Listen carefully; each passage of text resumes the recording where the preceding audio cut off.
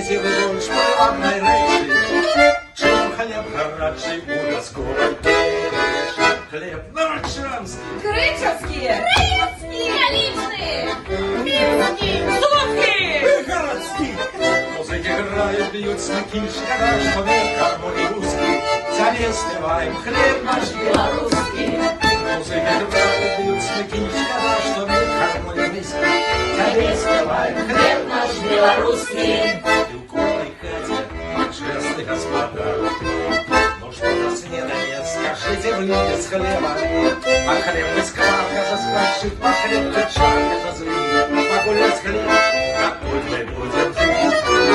Хлеб новочанский. Кричевські, Київські, Галічні, Мінські, Слуцькі. Городский. Музыки играют, бьют смыки, шкода, что век гармонии русский. Завестываем хлеб наш белорусский. Музыки играют, бьют смыки, шкода, что век гармонии русский. Завестываем Хліб наш білоруський. а хлеб ваш хлебушек с любовью и повагой до тебе завсюду ставишься, огнем да с водой.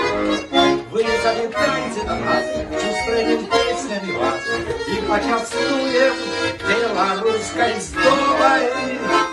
Хлеб новочанский.